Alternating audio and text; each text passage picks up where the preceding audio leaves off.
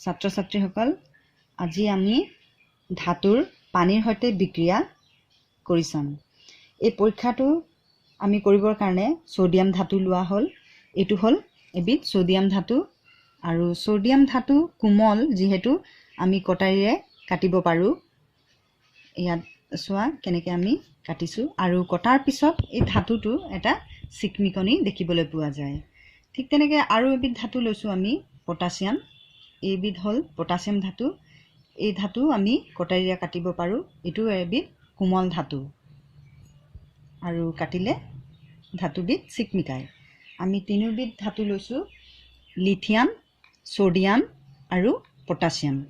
এতিয়া আমি পানীৰ বিকাৰ লৈছো পানীৰ বিকাৰত আমি সৰু টুকুৰা কাটি বিকাৰটো দি চাম এতিয়া বিক্ৰিয়াটো কেনেকুৱা ধৰণৰ হয় সোৱা প্ৰথমতে আমি লিথিয়াম ধাতু ইয়াত দিলো লিথিয়াম ধাতু দিয়াৰ পিছত আমি দেখিবলৈ পাইছো যে পানীত তাৰ অলপ বুৰবুৰণি নিচিনা হৈছে আৰু পানীৰ ৰংটো হলনি হৈছে ইয়াৰ পৰা আমি অনুমান কৰিব পাৰিছো যে এই লিথিয়াম ধাতুৱে পানীৰ সৈতে বিক্ৰিয়া কৰিছে আৰু তাৰ পৰা তাপ উৎপন্ন হোৱা আমি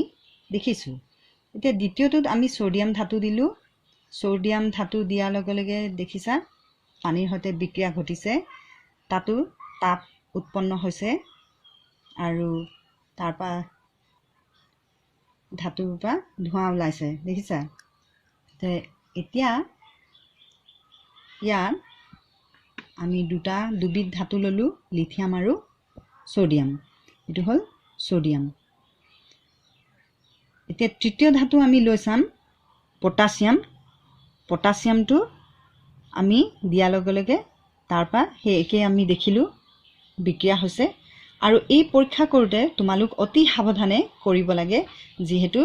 এই ধাতুবোৰ অতি সক্ৰিয় ধাতু যেহেতু সক্ৰিয় আৰু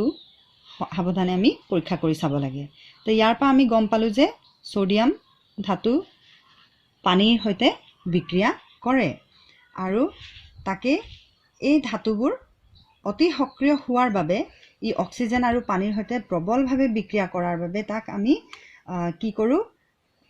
কেৰাচিন তেলত ডুবাই ৰাখিব লাগে কেৰাচিন তেলত ডুবাই ৰাখিলে ই সহজে অক্সিজেন বা পানীৰ সৈতে বিক্ৰিয়া নকৰে